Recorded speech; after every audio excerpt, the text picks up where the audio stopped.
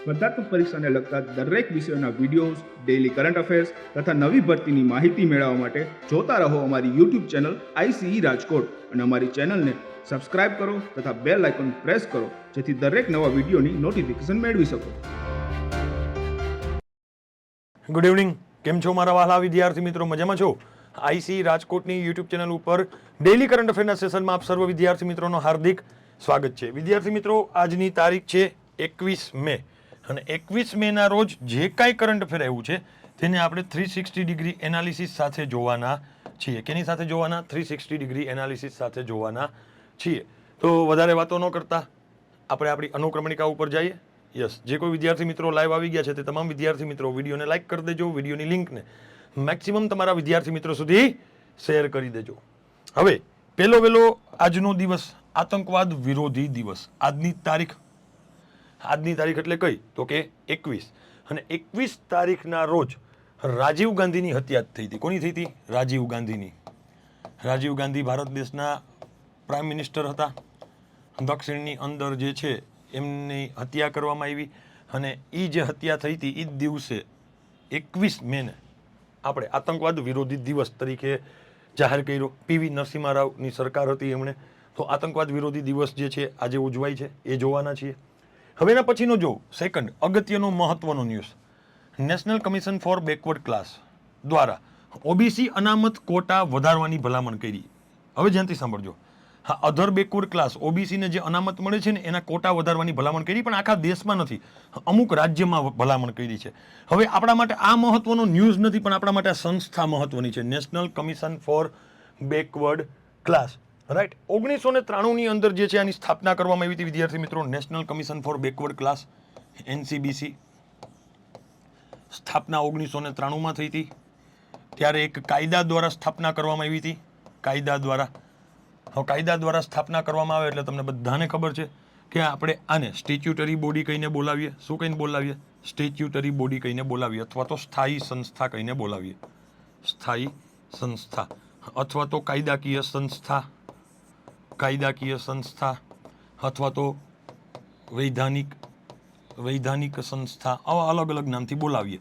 કોઈ પણ સંસ્થાની સ્થાપના કોઈ કાયદા દ્વારા થઈ હોય ને, કે જેનો ઉલ્લેખ કાયદામાં હોય, તો એને આપણે એવું કહીએ. પણ આગળ જઈ 1993માં થઈ ત્યારે તો એ કેવી હતી? તો કે વૈધાનિક સંસ્થા હતી, રાઈટ, સ્ટેચ્યુટરી બોડી હતી, સ્થાયી સંસ્થા હતી, એવી રીતના હતી. પરંતુ આગળ જઈને 102મો બંધારણીય સુધારો કર્યો. 102મો બંધારણીય સુધારો કર્યો, રાઈટ, 2018માં. અને આને આપણે કાયદા દ્વારા જે સંસ્થા સ્થાપી હતી આમાંથી આનો ટેગ હટાવી અને આપણે 102મો બંધારણીય સુધારા દ્વારા આને બંધારણીય સંસ્થા જાહેર કરી દીધી. આમાં એક અધ્યક્ષ, એક ઉપાધ્યક્ષ, એના વગરના 3 સભ્ય, એટલે ટોટલ 5 સભ્યની બનેલી સંસ્થા છે, રાઈટ. આ એક વર્ષની અંદર અથવા તો વર્ષ પૂરું થાય એ પહેલા રાષ્ટ્રપતિને એક રિપોર્ટ સોંપશે. ફિક્સ નથી કે દર વર્ષે સોંપે, પણ વર્ષની અંદર ગમે ત્યારે એકવાર રાષ્ટ્રપતિને જે છે અધર બેકવર્ડ ક્લાસ રિલેટેડ એક રિપોર્ટ સોંપશે અને એના માટે જે કાર્ય કરે છે. તો આ સંસ્થાને આજે આપણે ખૂબ ડિટેલમાં જોવાના છીએ, NCBCને. એના પછી ત્રીજો અગત્યનો મહત્વનો ન્યૂઝ, જો આ યોજના છે સમજો. Member of parliament local area development scheme, MP લેડ કહેવાય. Member of parliament local area development scheme, member of parliament local area development scheme. Member of parliament એટલે કે સંસદનો કોઈ પણ સદસ્ય હોય ને તો એને એક પણ લોકલ એરિયા ડેવલપમેન્ટ કરવા માટેની એક યોજના લઈ આવ્યા હતા. વર્ષ 1993ની અંદર જ આવી હતી. આ યોજના પણ ક્યારે આવી હતી? વર્ષ 1993ની અંદર. હવે જો સંસદ હોય, સંસદની અંદર 2 ગૃહ આવે. સંસદ આપણા દેશની અંદર સંસદ કેટલી વસ્તુને મળીને બને? તો કે સંસદ મળે 3 વસ્તુને: રાજ્યસભા, લોકસભા અને રાષ્ટ્રપતિ. આ ત્રણેયને મળી અને બને સંસદ. પણ એમાં ગૃહ કેટલા આવે? તો કે એક રાજ્યસભા અને લોકસભા. તો આ રાજ્યસભાના સાંસદો અને લોકસભાના સાંસદો, આ બંનેના સાંસદોને 1 વર્ષની અંદર, દર વર્ષે, એટલે કે 1 વર્ષ અથવા તો દર વર્ષે લોકલ એરિયા ડેવલપ કરવા માટે 5 કરોડ રૂપિયા મળે. કેટલા મળે? 5 કરોડ રૂપિયા મળે. કે આ 5 કરોડ રૂપિયાનું જે છે એ પોતાના એરિયાને ડેવલપ કરવા માટે ખર્ચ કરી શકે. પરંતુ આમાં લોકસભા હોય ને તો લોકસભાનો કેન્ડિડેટ એક જગ્યાએથી જીતીને આવતો, જેમ કે અત્યારે લોકસભાનું ઇલેક્શન ચાલે તો તમને ખબર છે કે જુનાગઢની સીટ હોય, રાજકોટની સીટ હોય, તો એ સીટમાંથી જીતીને આવતો હોય તો એને ત્યાં ખર્ચ કરવાના. રાજ્યસભાનો કોઈ પણ સંસદ હોય તો એ રાજ્યમાં, જે તે રાજ્યમાંથી એવું હોય ને એ રાજ્યમાં ગમે ત્યાં ખર્ચ કરી શકે. તો એક પ્રશ્ન થાય કે સાહેબ રાજ્યસભાની અંદર જે ઓલા 12 વ્યક્તિ નામાંકિત હોય કે જેને રાષ્ટ્રપતિ જે છે 4 આધારે નિયુક્તિ કરે, કલા, સાહિત્ય, સમાજ સેવા અને વિજ્ઞાનના આધારે, તો એ 12 વ્યક્તિઓ જે નિયુક્ત થયેલા છે એ પૈસા ક્યાં ખર્ચ કરે? આની 5 કરોડ રૂપિયા મળે. આ 5 કરોડ રૂપિયા એ આખા દેશમાં ગમે ત્યાં ખર્ચ કરી શકે, આખા દેશમાં ગમે ત્યાં ખર્ચ કરી શકે. પણ આની અંદર પણ અમુક ક્રાઇટેરિયા છે કે એસટી માટે 15%, એસસી માટે 7.5% ખર્ચ કરવો જોઈએ. તો એ બધી વસ્તુ જોશું. પણ આ ચર્ચામાં શા માટે આવી? Member of parliament local area development scheme. તો કે દિલ્હીના સાંસદોએ છેલ્લા 10 વર્ષથી આ 1 પણ રૂપિયો ખર્ચ કર્યો નથી. કેના? તો કે દિલ્હીના જે સાંસદો છે છેલ્લા 10 વર્ષની અંદર 1 પણ રૂપિયો દિલ્હીની અંદર ખર્ચ નથી કર્યો. ખબર છે ને, દિલ્હીની અંદર જે છે રાજ્યની અંદર અરવિંદ કેજરીવાલની સરકાર છે, આમ આદમી પાર્ટીની, અને કેન્દ્રની અંદર જે છે એ કોની સરકાર છે? ભારતીય જનતા પાર્ટીની અથવા તો એનડીએ, નેશનલ ડેમોક્રેટિક અલાયન્સની.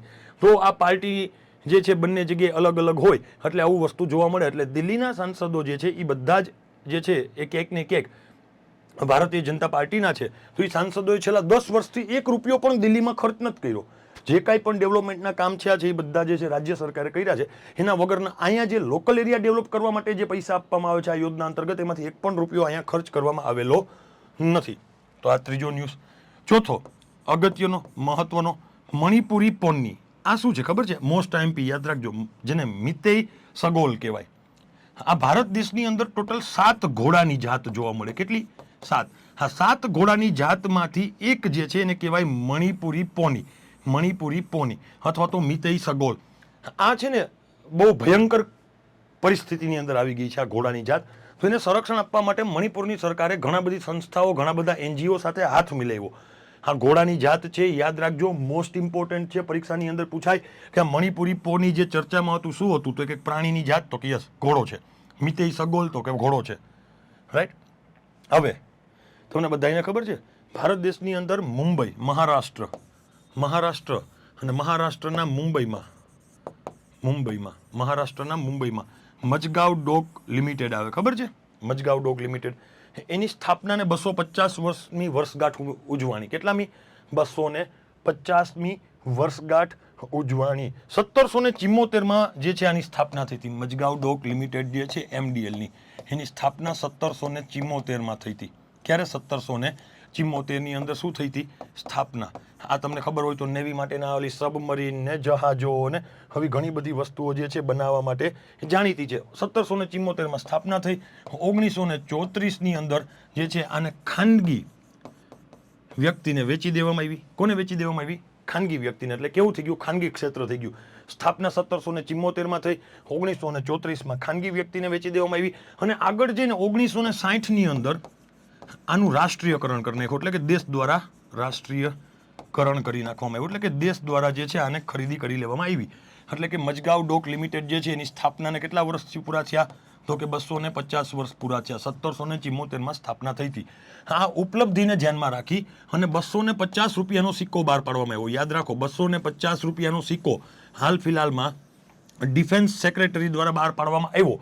એ કેની ઉપલબ્ધમાં બહાર પાડવામાં આવ્યો? તો કે 1774ની અંદર મજગાંવ ડોક લિમિટેડની સ્થાપના થઈ હતી. એની સ્થાપનાના 2024માં જે છે 250 વર્ષ પૂરા થયા. 250 વર્ષ એટલે 250 રૂપિયાનો શું બહાર પાડવામાં આવ્યો? સિક્કો બહાર પાડવામાં આવ્યો, શ્રદ્ધાંજલિ સ્વરૂપે અથવા તો એક યાદી સ્વરૂપે જે છે આ સિક્કો, શ્રદ્ધાંજલિ તો ન કહેવાય પણ યાદી સ્વરૂપે આ સિક્કો બહાર પાડવામાં આવેલો છે. હવે તમને એક પ્રશ્ન થાય કે સાહેબ સિક્કાઓ કોણ બનાવે? 1 રૂપિયાથી લઈને 1000 રૂપિયા લગીના સિક્કા બહાર પાડવાનો અધિકાર કેન્દ્ર સરકારને છે. પણ એની વહેંચણી કરશે કોણ? તો કે આરબીઆઈ. યાદ રાખજો, 1 રૂપિયાનો સિક્કોથી લઈ 1 રૂપિયાનો સિક્કો હોય ને, 1 રૂપિયાનો સિક્કો ત્યારથી લઈને 1000 રૂપિયા સુધીનો સિક્કો બહાર પાડવાનો અધિકાર ગવર્મેન્ટ ઓફ ઇન્ડિયાનો છે, આરબીઆઈનો નથી. ગવર્મેન્ટ ઓફ ઇન્ડિયા બહાર પાડાવશે અને આ સિક્કાની વહેંચણી આખા ગામમાં, આખા દેશમાં વહેંચણી કરશે કોણ?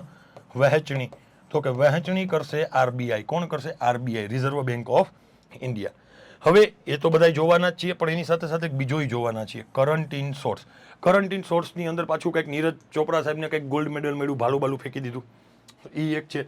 એના વગરનું એક નાસાનું જે છે એક સરસ મજાનું મિશન ચર્ચામાં છે. તો ઘણા બધા ન્યૂઝ આજે આપણે જોવાના છીએ. હજુ કોઈ વિદ્યાર્થી મિત્રો લાઈવ ન આવ્યા હોય, હજુ કોઈ વિદ્યાર્થી મિત્રોએ જે છે એ લાઇક ન કર્યું હોય તો લાઇક કરી નાખજો વિડીયોની લિંકને. મેક્સિમમ તમારા વિદ્યાર્થી મિત્રો સુધી શેર કરી દેજો. પહેલો વહેલો ન્યૂઝ છે વિદ્યાર્થી મિત્રો, પહેલો વહેલો ન્યૂઝ. એન્ટી ટેરરિઝમ ડે 21 મે, દર વર્ષે 21 મેના રોજ આતંકવાદ વિરોધી દિવસની ઉજવણી કરવામાં આવે. ક્યારે કરવામાં આવે? 21 મેના રોજ આતંકવાદ અથવા તો ત્રાસવાદ વિરોધી દિવસની ઉજવણી કરવામાં આવે. આતંકવાદ અથવા તો ત્રાસવાદ વિરોધી દિવસની ઉજવણી ક્યારે કરવામાં આવે? 21 મે. હા, 21 મે 1991 રોજ ભારતના પૂર્વ વડાપ્રધાન શ્રી રાજીવ ગાંધીનું તમિલનાડુમાં પેરમ્બુદુર ખાતે હત્યા કરવામાં આવી હતી. જોજો, આ 21 મે 1991 રાજીવ ગાંધી જે છે એ દક્ષિણ ભારતમાં તમિલનાડુ ગયા હતા અને આ શ્રીલંકાની યારે માથાકૂટ ચાલતી હતી તમિલ લોકોને લઈને, અને એમાં બહુ માથાકૂટ હતી, બહુ મોટી છે. શ્રીલોંગ ને શ્રીલંકા ઘણું બધું ભણવું પડે. તો એના જે કાંઈ આતંકવાદીઓ હતા એને રાજીવ ગાંધીની હત્યા કરી નાખી. હવે આ ઘટનાના કારણે ભારત દેશની અંદર આ દિવસની ઉજવણી કરવામાં આવે. આ દિવસની ઉજવણી વીપી સિંહની સરકાર જે હતી એને જાહેરાત કરી કે 21 મેના રોજ આપણે આતંકવાદ અથવા તો ત્રાસવાદ દિવસની ઉજવણી કરીશું. રાઈટ. હવે એવું મહત્વનો ન્યૂઝ, તમે જેની રાહ જોઈને બેઠા હતા એવો સેકન્ડ અગત્યનો મહત્વનો news. National commission for backward classes દ્વારા અધર બેકવર્ડ ક્લાસીસ ઓબીસીના અનામત કોટા વધારવાની ભલામણ કરી. જો national commission for backward classes છે ને, એનસીબીસી, એને શું કીધું? તો કે પંજાબ અને પશ્ચિમ બંગાળમાં જાહેર રોજગારમાં અન્ય પછાત વર્ગો માટે અનામત કોટા વધારવાની માંગ કરી, ભલામણ કરી. કે ક્યાં બે જગ્યાએ? તો કે પંજાબ અને પશ્ચિમ બંગાળ જે છે ત્યાં આપણે અધર બેકવર્ડ ક્લાસના જે છે ઓબીસીના ક્રાઇટેરિયા એ વધારવાની માંગ કરી. હવે તમને ખબર છે કે સુપ્રીમ કોર્ટે 50% આરક્ષણની લિમિટ લખાડેલી છે. કેટલા ટકા? 50%. એટલે એની ઉપર તો જઈ શકાય એમ છે નહીં. કયા કેસમાં લગાડી સુપ્રીમ કોર્ટે 50% આરક્ષણની લિમિટ? રાઈટ. રાઈટ. કેટલા? તો કે ઇન્દિરા શાહની કેસની અંદર સુપ્રીમ કોર્ટે કહી દીધું હતું કે 50%ની મર્યાદા છે. એમાં કુલ રોજગારમાં ઓબીસી અનામત 25% સુધી લાવવા માટે મદદ ઓબીસી કોટાને 13 જેટલા વધારવાનો પ્રસ્તાવ મૂક્યો હતો. પણ હવે ઇન્દિરા શાહની કેસમાં કહી દીધું 50%, આનાથી વધશે નહીં. હવે આપણા માટે આ માથાકૂટ મહત્વની નથી, કારણ કે આ તો પંજાબમાં અલગ રાજ્યની સરકાર, પશ્ચિમ બંગાળમાં અલગ પાર્ટીની સરકાર ને કેન્દ્રમાં અલગ પાર્ટીની સરકાર. એટલે આવા ડખા તો ચાલુ જ રહી. આપણા માટે આ મહત્વનું નથી. આપણા માટે મહત્વનું છે આ સંસ્થા national commission for backward classes. National commission for backward classes કે જેની સ્થાપના એનસીબીસીની 1993માં કરવામાં આવી. ક્યારે? NCBC national commission for backward classes act લઈ આવ્યા 1993. એના હેઠળ જે છે આ નેશનલ કમિશન ફોર બેકવર્ડ ક્લાસીસની સ્થાપના કરવામાં આવી. આગળ જઈ બરાબર, હવે કાયદા અંતર્ગત સ્થાપના થઈ એટલે કેવી કહેવાય? તો કે વૈધાનિક સંસ્થા કહેવાય. કેવી કહેવાય? વૈધાનિક સંસ્થા. પણ આગળ જઈ અને ભારત દેશના બંધારણની અંદર 102મો બંધારણીય સુધારો કર્યો, અનુચ્છેદ 338B ઉમેર્યો અને આના અંતર્ગત આ નેશનલ કમિશન ફોર બેકવર્ડ ક્લાસીસને બંધારણીય દરજ્જો આપી દીધો. શું આપી દીધો? બંધારણીય સંસ્થાનો દરજ્જો આપી દેવામાં આવ્યો. બંધારણીય સંસ્થાનો દરજ્જો આપી દેવામાં આવ્યો. આ કમિશનની અંદર એક અધ્યક્ષ, એક ઉપાધ્યક્ષ અને 3 અન્ય સદસ્ય હોય. એટલે ટોટલ 5 વ્યક્તિઓ હોય. એક અધ્યક્ષ, એક ઉપાધ્યક્ષ ને 3 અન્ય. આ 5 વ્યક્તિઓ ભારત દેશની અંદર ભારત સરકારના જે સેક્રેટરી હોય ને, સેક્રેટરી રેન્કની સમાનના વ્યક્તિ જે છે એ 5 વ્યક્તિ હોય. આ કાર્ય કેવું કરે? આના આદેશ સામાજિક અને શૈક્ષણિક રીતે જે પછાત વર્ગો માટે પૂરા પાડવામાં આવેલા સુરક્ષા સંબંધિત તમામ બાબતોની તપાસ અને દેખરેખ કરે. એટલે કે જે સોશિયો એજ્યુકેશનલી જે લોકો પછાત છે, સોશિયલી અને એજ્યુકેશનલી, એ લોકો માટે જે કાંઈ આદેશ આવે એની તપાસ કરે, એની દેખરેખ કરે. આ national commission for backward classes કેન્દ્ર સરકારની, રાજ્ય સરકારની અથવા તો કેન્દ્ર સરકારોની ઓબીસી સમાવેશ અને બાકાતની વિનંતીઓ પર સલાહ આપે કે કઈ જ્ઞાતિને આમાં ઉમેરવી, કઈને કાઢવી, એની સલાહ આપે. ઓ ખાલી ઓકે. આ એનો રિપોર્ટ વાર્ષિક અથવા તો ગમે તે સમયે રાષ્ટ્રપતિને યોગ્ય લાગે ત્યારે રજૂ કરશે. એટલે એનસીબીસી રિપોર્ટ કોને આપે? તો કે રાષ્ટ્રપતિને આપે. કોને આપે? રાષ્ટ્રપતિને. ક્યારે આપે એવું નથી કીધું, યોગ્ય સમયે, 1 વર્ષની અંદર આપવાનો, પણ યોગ્ય સમયે આપી શકે.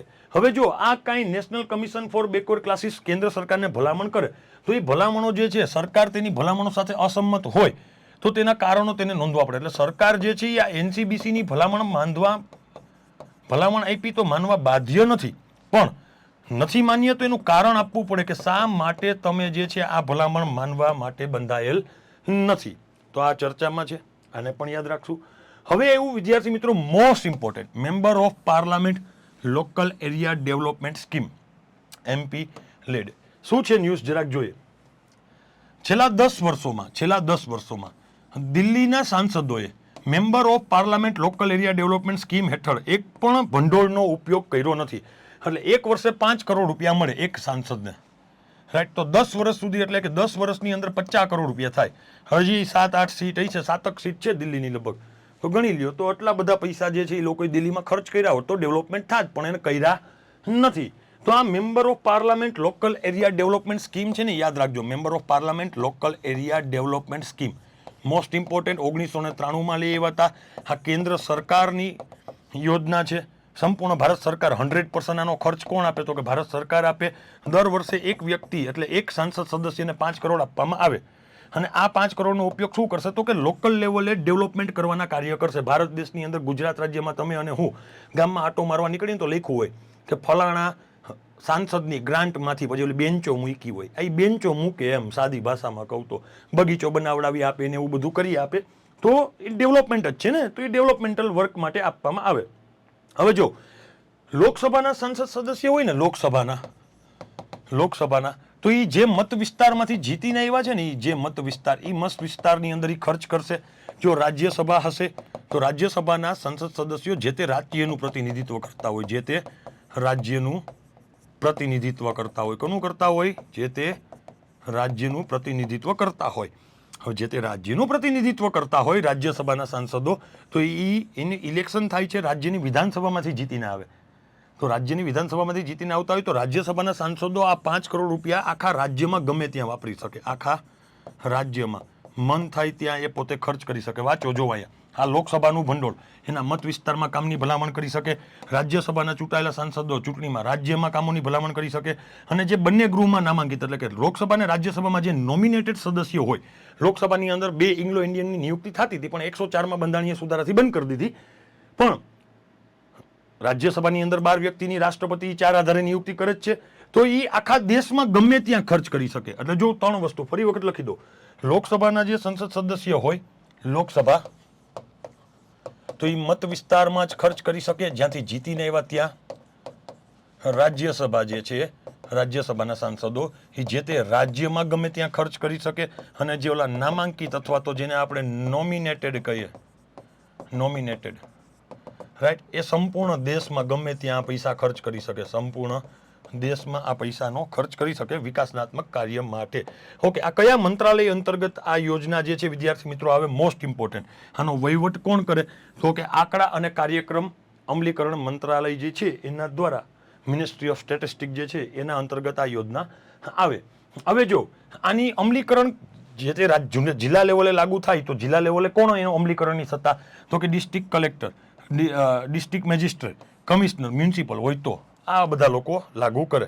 હવે આમાં એક વસ્તુ જો વાંચો, SC માટે MP લેડના હકમાં ઓછામાં ઓછા 15% અને ST માટે વિસ્તારોમાં 7.5% ખર્ચ થવો જોઈએ. એક વર્ષમાં 15 કરોડ, એક વર્ષમાં 5 કરોડ મળે છે. તો આ યોજના અંતર્ગત જે ST હોય, શેડ્યુલ કાસ્ટના લોકો, એના માટે 15% ખર્ચ થવો જોઈએ અને શેડ્યુલ ટ્રાઇબના લોકો માટે 7.5% ખર્ચ જે તે વિસ્તારની અંદર થવો જોઈએ. તો આ MP લેડ યોજના યાદ રાખજો, મોસ્ટ ઇમ્પોર્ટન્ટ છે, પૂછાઈ જાય. આવ્યું મણિપુરી પોની અથવા તો મિતેઈ સગોલ. મણિપુરી પોની અથવા તો મિતેઈ સગોલ શું છે જરાક જોઈએ. મણિપુરની સરકારે છે ને મણિપુરી પોની અથવા તો મિતેઈ સગોલને બચાવવા માટે ઘણા બધા સંગઠનો અને ઘણા બધી સંસ્થાઓ સાથે હાથ મિલાવ્યો કે હાલો ને આપણે બચાવીએ. શું છે? તો કે ઘોડા છે. ભારત દેશની અંદર જોવા મળતી ઘોડાની 7 પ્રજાતિ. કેટલી? 7. એ 7 માની એક એટલે કે મણિપુરી પોની અથવા તો મિતેઈ સગોલ, રાઈટ. 7 માન્ય ઘોડા અને એમાં પોની જાતિઓનો એક છે. એમાં મારવાડી ઘોડા આવે, કાઠિયાવાડી ઘોડા આવે, જસકરી પોની આવે, સ્પીતિ પોની આવે, ભૂતિયા પોની આવે, કચ્છી સિંધી ઘોડો આવે, રાઈટ. તો આ 6 અને એક મણિપુરી પોની, આ 7 જ આવે. હવે મણિપુરી પોની છે ને અત્યંત દુર્લભ થઈ ગઈ. છેલ્લી વસ્તી ગણતરી કરીને તેમાં એની જનસંખ્યા એટલે કે સંખ્યા જોવા જાવ તો 1089 જેટલી બચી હતી છેલ્લી પશુ ગણતરીની અંદર મણિપુરની અંદર. તો મણિપુરની સરકાર ચિંતામાં હતી કે આપણે આને બચાવવા જોઈએ. એટલે આનો જે છે બચાવવા માટે સરકારે ઘણા બધા સંસ્થા સાથે હાથ મિલાવ્યો. પણ આનો ઉપયોગ ક્યાં થતો? તો કે આનો ઉપયોગ પોલોની રમતમાં, ઘોડાની રેસમાં, હરોબામાં, ઘણી બધી જગ્યાએ આનો ઉપયોગ થતો. મણિપુર સામ્રાજ્યની અંદર ઘોડેસવાર સેના દ્વારા પણ તેની સવારી તરીકે ઉપયોગ કરવામાં આવતો. 17મી સદી દરમિયાન ઉપલા બર્મામાં પણ જે છે આ ઘોડાઓનો ઉપયોગ થતો એવું કહેવામાં આવે છે. હવે આ શા માટે આને નુકસાન પહોંચી રહ્યું છે? શા માટે એની જનસંખ્યામાં ઘટાડો થઈ રહ્યો છે? તો કે વેટલેન્ડનું સંકોચન થઈ રહ્યું છે, ઝડપી શહેરીકરણ થઈ રહ્યું છે, લોકોને હવે ઘોડો પાડવામાં રસ નથી, પોલોની રમત સિવાય પોનીનો ઉપયોગ પર પ્રતિબંધ મૂકી દેવામાં આવ્યો સરકાર દ્વારા, અનિયંત્રિત રોગો થયા, ઘણા બધા કારણે આ ઘોડો જે છે લુપ્ત થવા ઉપર આવી ગયો. અને મણિપુર સરકારે 2013માં મણિપુરી પોનીને લુપ્તપ્રાય જાતિ તરીકે પણ જાહેર કરી હતી. એટલે સરકાર આને હવે પાછું રિસ્ટોર કરવા માટે મથી રહી છે. જો 250 રૂપીસનો કોઈન બહાર પાડ્યો, 250 રૂપિયાનો સિક્કો બહાર પાડ્યો. કાકા યાદ રાખજો, 250 રૂપિયાનો સિક્કો. શા માટે? તો કે 1774ની અંદર મજગાંવ ડોક લિમિટેડની સ્થાપના કરવામાં આવી હતી. અને આ 2024 ચાલે, 2024 એટલે કે 250 વર્ષ પૂરા થયા. 250 વર્ષ પૂરા થયા તેની ઉપલબ્ધમાં 250 રૂપિયાનો સિક્કો જે છે એ બહાર પાડવામાં આવ્યો છે. બધાના હાથમાં 250 રૂપિયાવાળા સિક્કા છે. દેખાય? તો 250 રૂપિયાનો સિક્કો જે છે બહાર પાડવામાં આવેલો છે. કોને બહાર પાડ્યો? તો કે રક્ષા સચિવ છે ગિરધર અરમાણાએ, ગિરધર દાદાએ, રાઈટ. મજગાંવ ડોક લિમિટેડ ની સ્થાપનાના 250 વર્ષ પૂરા થયા એના અવસર માટે 250 રૂપિયાનો સિક્કો બહાર પાડવામાં આવ્યો. જોઈએ, મજગાંવ ડોક લિમિટેડ જે છે, મજગાંવ ડોક લિમિટેડ 1774માં ડ્રાય ડોક તરીકે જે છે એને લઈ આવવામાં આવ્યું હતું. એટલે 1774માં એની સ્થાપના થઈ, રાઈટ. ક્યાં થયું હતું? તો કે મજગાંવ ડોક લિમિટેડ મુંબઈમાં આવે, મુંબઈ, મહારાષ્ટ્રના મુંબઈમાં. હવે 1934ની અંદર 1934માં એને ખાનગી કંપનીને વેચી દેવામાં આવ્યું. દેશને આઝાદી મળી 1947માં જેવી આઝાદી મળી એટલે 1960ની અંદર એનું રાષ્ટ્રીયકરણ, નેશનલાઇઝેશન કરી નાખવામાં આવ્યું. અને પછી સરકારે તેનો કબજો લઈ લીધો. અને કબજો લીધા પછી કોને આપ્યું? તો કે સંરક્ષણ મંત્રાલય હેઠળનું એક પ્રીમિયર નેવલ શિપયાર્ડ બની ગયું. આ મજગાંવ ડોક લિમિટેડ જે છે ને મિની રત્ન વન કંપની છે. કેવી છે? મિની રત્ન વન કંપની છે. આપણે ઇકોનોમીની અંદર નવરત્ન, મહારત્ન, મિની રત્ન આવે ને, એવી રીતના મિની રત્ન વન કંપની છે ભારત દેશની અંદર. જો મિની રત્ન વનનો દરજ્જો 2006માં મળેલો છે, રાઈટ. આ નૌકાદળનો બેઝ છે, નૌકાદળ માટે સબમરીન ને એવું બધું બનાવે છે, રાઈટ. 801 જહાજોનું તો અત્યાર સુધીમાં નિર્માણ કરી ચૂક્યું છે. હવે સિક્કા કોણ બહાર પાડે? એક પ્રશ્ન થાય ને કે 250 રૂપિયાનો સિક્કો સાહેબ થોડો હોય. આ 250 રૂપિયાનો સિક્કો, ધ્યાનથી સાંભળજો. સિક્કા અધિનિયમ આવ્યો તો 1906માં, રાઈટ. પછી આગળ 2011માં એમાં સુધારો કર્યો. હવે આના અંતર્ગત એવું કહી દીધું છે કે 1 રૂપિયાની નોટ અને બધા સિક્કાઓ, 1 રૂપિયાની નોટ અને 1 રૂપિયાના સિક્કાથી લઈને 1000 રૂપિયા સુધીના સિક્કા બહાર પાડવાનો અધિકાર કેન્દ્ર સરકારનો છે, એટલે કે ગવર્મેન્ટ ઓફ ઇન્ડિયાનો છે. આરબીઆઈ ખાલી માર્કેટની અંદર એને ફેરવવા માટે જવાબદાર છે. અને આરબીઆઈ જે છે 2 રૂપિયાથી લઈને 10,000 રૂપિયા સુધીની નોટ બહાર પાડી શકે. આરબીઆઈ 2 રૂપિયાથી લઈ અને 10,000 રૂપિયા સુધીની નોટ બહાર પાડી શકે. ધ્યાનથી સાંભળજો, આરબીઆઈ છે ને, આરબીઆઈ ભારત દેશની અંદર રિઝર્વ બેંક ઓફ ઇન્ડિયા, આ 2 રૂપિયાથી લઈ અને 10,000 રૂપિયા સુધીની નોટ બહાર પાડી શકે. જ્યારે ગવર્મેન્ટ ઓફ ઇન્ડિયા છે ને, ગવર્મેન્ટ ઓફ ઇન્ડિયા એ 1 રૂપિયાની નોટ અને 1 રૂપિયાનો સિક્કો થી લઈ અને 1000 રૂપિયા સુધીના સિક્કાઓ બહાર પાડવાની સત્તા ગવર્મેન્ટ ઓફ ઇન્ડિયા પાસે છે. હવે આ 250 રૂપિયાનો સિક્કો જે છે ને, 250 રૂપિયાનો સિક્કો એ ફિયાટ મની તો હશે પણ લીગલ ટેન્ડર નહીં હોય. એટલે તમે અને હું 250 રૂપિયાના સિક્કાને ખર્ચ નહીં કરી શકીએ. એ જઈને કોઈકને દઈને ચા પાણી નહીં પી શકીએ, કારણ કે ફિયાટ મની છે. સરકાર દ્વારા બહાર પાડવામાં આવતી હોય, એટલે કે રાજા રાણી કે સરકારના હુકમ દ્વારા બહાર પાડવામાં આવતા પૈસાને ફિયાટ મની કહેવાય. અને એ જ ફિયાટ પૈસાથી જો તમે વ્યવહાર સાચવી શકતા હોય તો તેને લીગલ ટેન્ડર કહેવાય, રાઈટ. એટલે કે લીગલ ટેન્ડર કોને કહેવાય? વ્યવહાર સાચવી શકાય. કોઈ પૈસા આપીને કોઈ વસ્તુ ખરીદી શકાતી હોય, તમે ઋણ ભરી શકતા હોય, ડેપ્ટ કરી શકતા હોય તો. હવે આ ફિયાટ મની સરકારે બહાર પાડી છે પણ લીગલ ટેન્ડર નથી, એટલે તમે હું ખર્ચ કરી શકશું નહીં. તો અહીંયા આખી લપ આપી છે એ જ કે ભારતના સિક્કા કોણ બહાર પાડે? મેં પહેલાં જ કહી દીધું, ₹1ની નોટ અને ₹1ના સિક્કાથી લઈને 1000 રૂપિયા સુધીના સિક્કા બહાર પાડવાનો અધિકાર ગવર્મેન્ટ ઓફ ઇન્ડિયા પાસે છે. જ્યારે ₹2થી લઈ અને 10,000 રૂપિયા સુધીની નોટ બહાર પાડવાનો અધિકાર આરબીઆઈ પાસે છે. આમ તો 50 પૈસાનો સિક્કો પણ બહાર પાડી શકે ભારત સરકાર, રાઈટ. 50 પૈસાનો, 50 પૈસા સુધીના સિક્કાઓને નાના સિક્કા કહેવાય. એટલે કે 5 પૈસાનો સિક્કો આવતો, 50 આવતું, 10 આવતું, 20 આવતું, 25 પૈસા આવતા અને 50 પૈસા. હા, જોયા કોઈએ? અહીંયાથી લગીને તો મેં જોયા, 50 મેં જોયું, 10 જોયું, 20, 25 પૈસા, 50 પૈસા. શું કહેતા તમે બધા કમેન્ટ કરજો. 50, 10, 20, 25 પૈસા, 50 પૈસા, અહીંયા સુધી તો આવતા. આ બધાને નાના સિક્કા કહેવાય. જ્યારે 1 રૂપિયા કે તેથી મોટો સિક્કો હોય ને, 1 રૂપિયા કે તેથી મોટો સિક્કો, તો એને રૂપી સિક્કા કહેવાય. શું કહેવાય? રૂપી સિક્કા કહેવામાં આવતું હતું. રાઈટ. ભારત સરકાર દ્વારા ઘણા બધા વખત આવી રીતના 75 રૂપિયાનો, 125 રૂપિયાનો, 150 રૂપિયાનો, 250નો, 250નો, હવે ઘણા બધા 500 રૂપિયાનો સિક્કો બહાર પાડવામાં આવેલો છે. કોઈ મહત્વની વસ્તુની યાદગારી માટે, શ્રદ્ધાંજલિ સ્વરૂપે ઘણી બધી રીતના આવા સિક્કાઓ બહાર પાડવામાં આવેલા છે. અને સ્મારક સિક્કાઓની એક અલગ ડિઝાઇન હોય, કારણ કે આ સ્મારક છે ને 250 વર્ષ પૂરા છે એટલે એના ઉપલબ્ધમાં બનાવ્યું, તો એની ડિઝાઇન અલગ હોય. અને તે જે તે પ્રકાશ, જે તે કઈ વસ્તુ હોય ને એને એ પ્રકાશિત કરતી હોય, એને સ્મારક સિક્કા કહેવાય. સ્મારક સિક્કા સંગ્રહ હેતુ જારી કરવામાં આવે છે, વાપરવા માટે નહીં, ખાલી તમે સંગ્રહ કરી શકો, દેખાડી શકો. જો મારી પાસે 250 રૂપિયાનો સિક્કો છે, એ તારી પાસે છે, એવું દેખાડવા માટે આપણે આ બનાવીએ છીએ. નહીં કે આનાથી તમે અને હું વ્યવહાર ન સાચવી શકીએ, એટલે કે લીગલ ટેન્ડર નથી, કાનૂની બાધ્યતા નથી. ક્લિયર? ચલો હવે current in source. Current in source પહેલા તો 21 મે ઇન્ટરનેશનલ ટી ડે. મારી લોહીની નસોની અંદર લોહી નહીં, ચા દોડે છે. ચા મારો પેલો પ્રેમ ચા. રાઈટ. હાલો, અહીંયા પાછું કંઈક ભાલું ફેંકાઈ ગયું છે. ગોલ્ડ મેડલ નામે જ હોય, ખબર જ છે બધાને. નાસા દ્વારા કંઈક મિશન મૂકવામાં આવી રહ્યું છે ગરમીની તપાસ માટે. શું છે જોઈએ. અને આ ઈરાનના રાષ્ટ્રપતિ અને એના વિદેશ મંત્રીની હેલિકોપ્ટર ક્રેશની અંદર મૃત્યુ થયું છે, તો એ પણ જોવાના છીએ. નાસાનું pre fire mission, PREFIRE, pre fire શું છે? Polar radiant energy in the far infrared experiment. Pre fire. ઓલું ફ્રી ફાયર નથી, ગેમ નથી, ફ્રી ફાયર. કાકાવ PUBG ને ફ્રી ફાયર નહીં, આ પ્રી ફાયર છે. હા, ધ્રુવીય મિશન છે, જેમાં ગરમીના ઉત્સર્જન ઉપર નવો ડેટા ભેગો કરશે અને આપણે આ પૃથ્વીના ધ્રુવો ઉપર જે કંઈ રહસ્ય છે એ રહસ્ય ખોલશે. રાઈટ. તો એના માટે નાસાનું પ્રી ફાયર મિશન છે કે આ પૃથ્વીના ધ્રુવો, ઉત્તર ધ્રુવ ને દક્ષિણ ધ્રુવ, રાઈટ, આ ઉત્તર ધ્રુવ ને આ દક્ષિણ ધ્રુવ, ત્યાં ગરમીના જે કાંઈ નવા ડેટા આપશે ને એના જે કાંઈ રહસ્ય હશે એ ખોલશે. એના માટે પ્રી ફાયર નાસાનું. હવે ઈરાનના રાષ્ટ્રપતિનું નિધન, બીજો ન્યૂઝ. કેનું? તો કે ઈરાનના રાષ્ટ્રપતિનું નિધન થઈ ગયું છે. શું છે? તાજેતરમાં ઈરાનના રાષ્ટ્રપતિ ઇબ્રાહિમ રઈસી અને ઈરાનના વિદેશ મંત્રી હોસૈના અમીર અબ્દુલ્લાડિયાનનું હેલિકોપ્ટર અકસ્માતમાં નિધન થયું. એટલે ઈરાનના રાષ્ટ્રપતિ ઇબ્રાહિમ રઈસી અને ઈરાનના વિદેશ મંત્રી બંનેનું નિધન થઈ ગયું. હવે નિધન થઈ ગયું એટલે તમને ખબર કે બંધારણીય હોદ્દો હોય અથવા તો કાનૂની હોદ્દો હોય, કોઈ દી ખાલી રહી નહીં.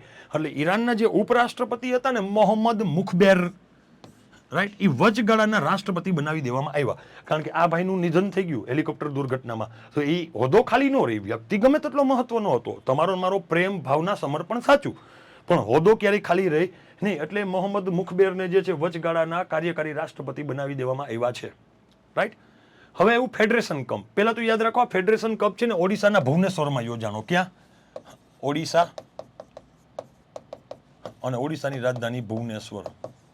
હા, ઓડિશાના ભુવનેશ્વરની અંદર ફેડરેશન કપ યોજાનો. એમાં ભારતના એથ્લેટિક નીરજ ચોપરાએ ભાલા ફેંક કરી. એમાં 82.27 મીટર ભાલું ફેંકી અને ગોલ્ડ મેડલ જીતો. કયો જીતો? ગોલ્ડ મેડલ જીતો. 82.27 મીટર ભાલું ફેંકી અને ગોલ્ડ મેડલ જીતો ફેડરેશન કપ 2024માં. 26 વર્ષીય ઓલિમ્પિક ચેમ્પિયન છે. તમને ખબર, ઓલિમ્પિકમાં એકમાત્ર ગોલ્ડ મેડલ આમને જ અપાયું હતું. 3 વર્ષ પહેલા તેની ઐતિહાસિક જીત બાદ ભારતમાં તેની પ્રથમ સ્પર્ધાત્મક સહેલગતામાં તેનું પરાક્રમ દર્શાવ્યું. એટલે ભારતની અંદર 3 વર્ષ પછી પહેલી વખત આવું કંઈક આયોજન થયું ને એની અંદર એમણે પોતાનું કૌશલ્ય દેખાડ્યું. એવી ચા હે, દાર્જિલિંગની ચા. દાર્જિલિંગની ચા કે જેને GI ટેગ મળ્યો ભારત દેશની અંદર પ્રથમ, એવું જ કંઈક આંતરરાષ્ટ્રીય ચા. આખા વિશ્વની અંદર ચાના શોખીનો છે. તમને ન ખબર જ કહી દો, સૌથી વધારે ચાનું ઉત્પાદન ને ચાનું કન્ઝ્યુમ, પીવાનું ચાઇનામાં થાય. રાઈટ. 21 મેના રોજ ચા જે છે, ચાના શોખીનો માટે અને હિમાયતીઓ માટે આંતરરાષ્ટ્રીય ચા દિવસની ઉજવણી કરવામાં આવે. આ વાર્ષિક ઉજવણી સમૃદ્ધ સાંસ્કૃતિક વારસો, આર્થિક મહત્વ અને નમ્ર ચા પર્ણની પર્યાવરણીય અસરનું સન્માન કરે. બીજું કાંઈ નહીં ભાઈ, કાંઈ નહીં, આટલું જ છે. હાલો, પ્રશ્નના જવાબ દઈ દો મારા વાલાઓ. પ્રશ્ન: ભારતમાં દર કઈ તારીખે આતંકવાદ અથવા તો ત્રાસવાદ વિરોધી દિવસની ઉજવણી કરવામાં આવે છે? 20 મે, 21 મે, 22 મે કે 23 મે? ચલો જવાબ આપજો બધા વિદ્યાર્થી મિત્રો. 21 May. 21 May. National commission for backward classes NCBC ના વિધાનો ધ્યાને લ્યો. સ્થાપના 1993માં વૈધાનિક સંસ્થા તરીકે કરવામાં આવી હતી. આર્ટિકલ 22 દાખલ કરીને 74માં બંધારણીય સુધારા અધિનિયમ 2018 દ્વારા તેને બંધારણીય દરજ્જો આપવામાં આવ્યો. NCBC કેન્દ્ર સરકારને રાજ્ય અથવા કેન્દ્ર સરકારોની OBC સમાવેશ બાકાતની વિનંતી ઉપર સલાહ આપે. જો પેલું સ્ટેટમેન્ટ સાચું કે NCBC ની સ્થાપના 1993માં થઈ હતી વૈધાનિક સંસ્થા તરીકે, આર્ટિકલ 22 ની, રાઈટ. 74મો બંધારણીય સુધારો ને, રાઈટ. 2018 સાચું. આ આખું સ્ટેટમેન્ટ સદંતર ખોટું છે. કેવું છે? સદંતર ખોટું છે. કેટલામો બંધારણીય સુધારો આવશે વિદ્યાર્થી મિત્રો? તો કે 102મો બંધારણીય સુધારો. 102મો બંધારણીય સુધારો. અને આ ત્રીજું પણ સાચું, એટલે પેલું ત્રીજું સાચું, બીજું ખોટું. Member of parliament local area development scheme. Member of parliament local area development scheme યોજના સંદર્ભે નીચેના વિધાનો ધ્યાને લ્યો. સપ્ટેમ્બર 1993માં રજૂ કરી. વહીવટી આંકડા અને કાર્યક્રમ અમલી મંત્રાલય દ્વારા લઈ આવવામાં આવે છે.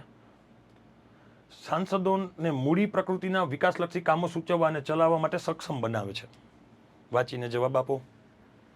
શું આવશે? બધા સાચા. 1993 સપ્ટેમ્બરમાં આવી, આંકડા મંત્રાલય અંતર્ગત આવે, સાંસદોને વિકાસના કાર્યો કરવા માટે સક્ષમ બનાવે.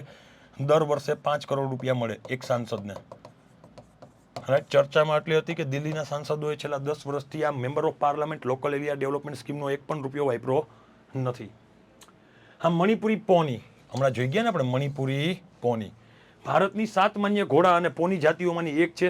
તાજેતરમાં તેની વધતી વસ્તી પર્યાવરણ માટે જોખમી સાબિત થઈ. મણિપુર સરકારે 2013માં મણિપુરી પોનીને લુપ્તપ્રાય જાતિ જાહેર કરેલી છે. ભારતમાં 7 છે, એમાંની એક આ સાચી, પણ વધતી વસ્તી નહીં કાકા, ઘટી ગઈ. અને આ 3. તો પેલું ત્રીજું સાચું. ચલો 5મો પ્રશ્ન.